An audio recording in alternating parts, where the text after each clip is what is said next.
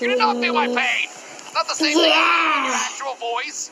Okay, but seriously, we should probably get ready to rumble. Huh? Uh-oh.